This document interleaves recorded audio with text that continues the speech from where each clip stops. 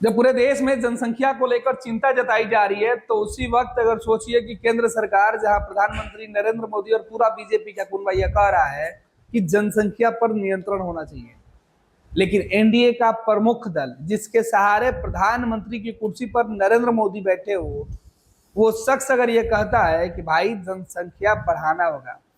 दरअसल ये बातें चंद्रबाबू नायडू कह रहे हैं। चंद्रबाबू नायडू कह रहे हैं कि अगर देश में जो जनसंख्या की स्थिति है उस पर नियंत्रण करना होगा, लेकिन उनके राज्य में नियंत्रण जो हुई है उसे बढ़ाना होगा। दरअसल देश के अलग अलग हिस्से में इस बात के लिए कहा जाता था कि जो साउथ के प्रदेश हैं, वहां के जो राज्य हैं, वहां पे जो लोग हैं वो काफी समझदार होते हैं, काफी पढ़े लिखे हैं, जागरूक है समाज को लेकर। इस वजह से उस इलाके में शिक्षा का मामला हो या फिर वहां के इंफ्रास्ट्रक्चर का मामला, वो काफी डेवलप है। जनसंख्या के मामले में भी लोग सजग है और उन्होंने अपने यहाँ के जनसंख्या नियंत्रण के लिए उन लोगों ने पहल की, और उसका नतीजा ये हुआ कि अब उधर के इलाके में, साउथ के इलाके में हुआ ये है कि अब वहां पर केवल बुजुर्ग लोग ही बचे हैं। बच्चे और नौजवानों की संख्या काफी घट रही है और इस बात की चिंता वहां के मुख्यमंत्री को हो रही है। लेकिन ये चिंता तब हो रही है जब देश में एक मुहिम चलाई जा रही है कि भाई ऐसे वक्त में जनसंख्या नियंत्रण करने की जरूरत है, सरकार से कानून बनाने की मांग की जा रही है, और खुद एनडीए के अंदर जो लोग मौजूद है वो ये बातें दोहरा रहे हैं। अब ऐसे में अगर ये कहा जाए कि जो एनडीए का प्रमुख घटक दल है, जिसके सहारे केंद्र की सत्ता चल रही है, प्रधानमंत्री की कुर्सी बची हुई है, अगर वो कहे कि भाई दिल्ली और देश के दूसरे राज्यों में जनसंख्या नियंत्रण होना चाहिए, और अपने यहाँ वो हवाला देते हैं और चिंता जाहिर करते हैं कि अगर जनसंख्या नहीं बढ़ाई जाएगी तो मुसीबत आ जाएगी। अब तो उन्होंने ये ऐलान कर दिया कि चुनाव में जो है वो आपके बच्चे ज्यादा होंगे तब आपको उम्मीदवार बनाया जाएगा। आखिर पूरा माजरा क्या है, समझेंगे। हमारे सहयोगी तेज प्रताप हमारे साथ है, जो इस खबर को देख रहे थे। तेज, चंद्रबाबू नायडू का यह बयान या उनकी चिंता, क्या लगता है कि ये जनसंख्या नियंत्रण कानून को लेकर जो बीजेपी के तमाम जो नेता हैं या एनडीए के नेता हैं या देश के जो समृद्ध लोग हैं जो सोच रहे थे कि पॉपुलेशन को लेकर नियंत्रण होना चाहिए, तो देश के अंदर अगर एक तरफ आप नियंत्रण की बात कर रहे हैं, दूसरी तरफ आप चिंता जाहिर कर रहे हैं, मकसद क्या है? देखिए गणेश साहब, सबसे पहले मैं अपने दर्शकों को बता दूं कि आंध्र प्रदेश देश का 10वां सबसे अधिक आबादी वाला राज्य। अब सवाल ये उठता है कि चंद्रबाबू नायडू, जो एनडीए की वर्तमान सरकार में सबसे बड़े सहयोगी हैं, अच्छा खासा उनका परफॉर्मेंस रहा इस बार लोकसभा चुनाव में। अगर देश में प्रधानमंत्री नरेंद्र मोदी की सरकार है तो उसमें सबसे बड़ा योगदान उनका और नीतीश कुमार का है। इन दोनों के सहारे ही सरकार टिकी हुई है, इसमें कहीं कोई दोहराई नहीं है, और शायद ही कोई इस बात से नेगलेक्ट करे। अब सवाल ये उठता है कि जब एक तरफ बीजेपी और तमाम उनके अल सहयोगी ये कहते हैं कि हम जो है जनसंख्या को नियंत्रण करें, बीजेपी के नेता बात कर लिया, केंद्रीय मंत्री भी कई दफे सोशल मीडिया पर या कई दफे कहीं कोई सार्वजनिक कार्यक्रम में भी यह बातें दोहराते रहते हैं कि जनसंख्या पर नियंत्रण करना है, जनसंख्या अधिक बढ़ रही है। लेकिन वहीं दूसरी तरफ जब ये इसी सवाल को लेकर जब चंद्रबाबू नायडू से सवाल किया जाता है तो वो कहते हैं कि अब तो ऐसा है भाई साहब कि मेरे यहाँ जो है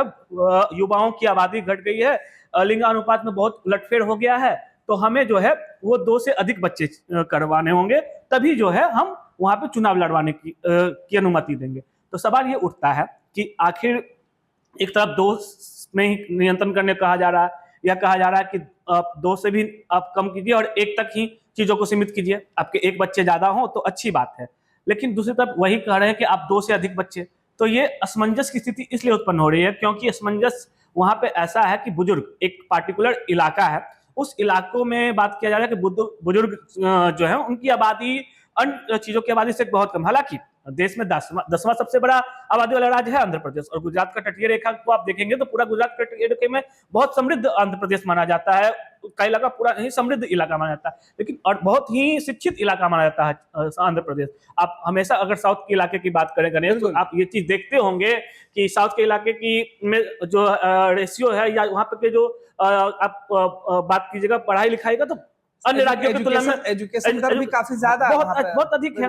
और वहां पे लोग शिक्षित भी हैं। और जब ये शिक्षित हैं और जब शिक्षित समाज से ये चीजें बोली जाती है कि अनुपात, जनसंख्या की चीजें कम करे, और उन शायद वही शिक्षित समाज के तबके की तरफ से यह कहा जाता है कि ये चीज जो है हमें जनसंख्या पर नियंत्रण करना। इस बीच वहां के चंद्रबाबू नायडू का यह फैसला जो आया है, यह आने वाला है, इम्प्लीमेंट हुआ नहीं है, इम्प्लीमेंट होने वाला है। इस बार कैबिनेट में उन्होंने चिंता जाहिर की है, वो और खबर ये है। ये खबर यह भी है कि इस बार कैबिनेट में इसको लेकर सारा पोर्टफोलियो तैयार किया गया और कैबिनेट से मंजूरी मिल जाएगी। उनका यह कहना है कि नगर वहां के जो निकाय चुनाव होते हैं, निकाय चुनाव में अगर अनुमति चुनाव लड़ने की आपको चाहिए तो आपके पास 2 से अधिक संतान होने चाहिए, तभी दिया जाएगा। और इसकी वजह यह है गणेश कि उनका साफ साफ कहना है कि हम अनुमति इसलिए ऐसा कर रहे हैं, और हम ऐसा इसलिए कर रहे हैं, हमें ना तो बीजेपी से कोई ऐतराज है, बीजेपी की पॉलिसी से ऐतराज नहीं है,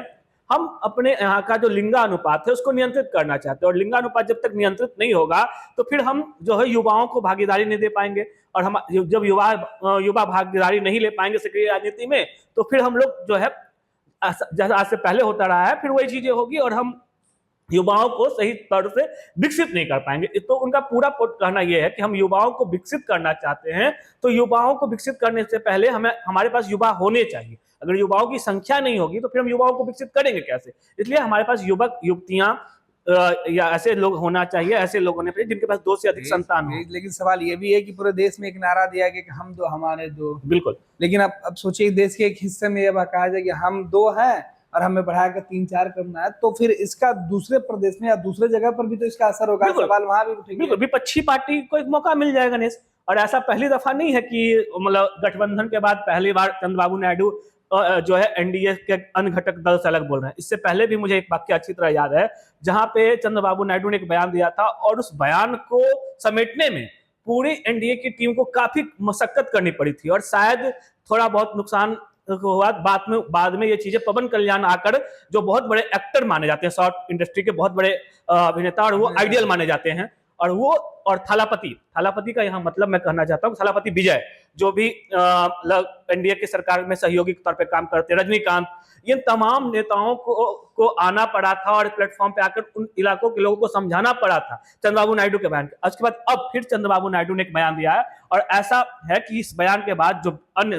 दल हैं, या बात कर ले कांग्रेस, या बात कर ले अन्य जो इंडी गठबंधन के जो नेता हैं, उन गठबंधन के नेताओं को एक बैठे बैठे मौका मिल जाएगा। और इस मौके से आने वाले दिनों में महाराष्ट्र में जो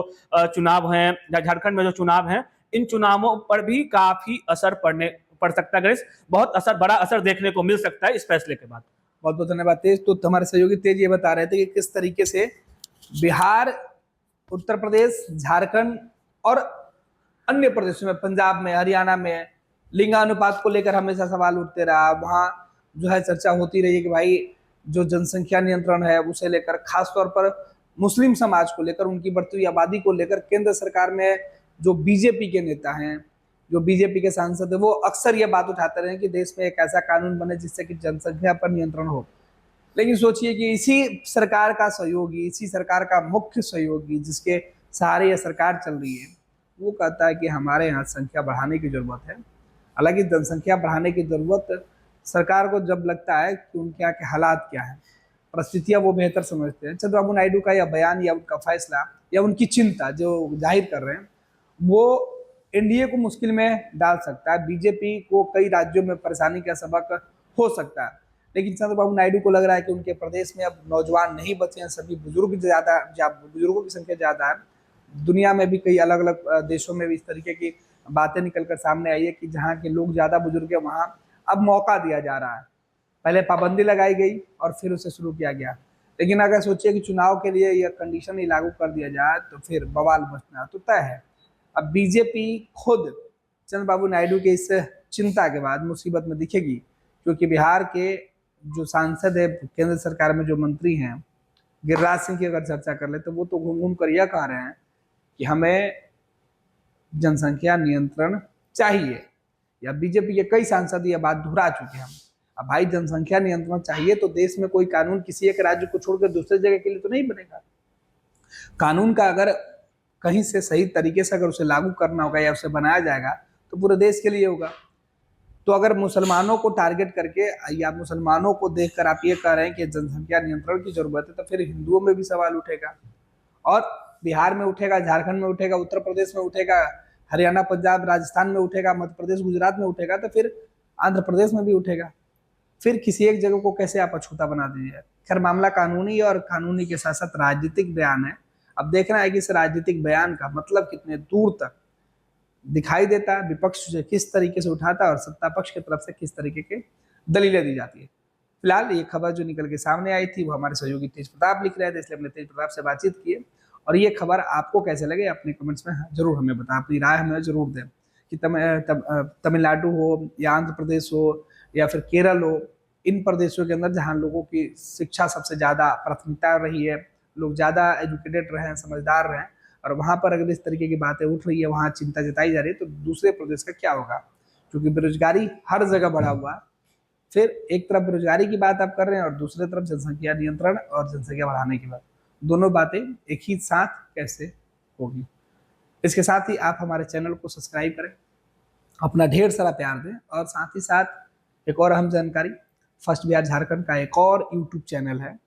फर्स्ट बिहार लाइव, उसे भी अपना प्यार और समर्थन दें। भारतीय जनता पार्टी का सदस्य बनने के लिए 8800002024 पर मिस्ड कॉल करें। निवेदक भारतीय जनता पार्टी बिहार। 26 वर्षों में 17,000 से अधिक डॉक्टर बना चुका बिहार एवं झारखंड के छात्रों के बीच विश्वसनीय संस्थान गोल।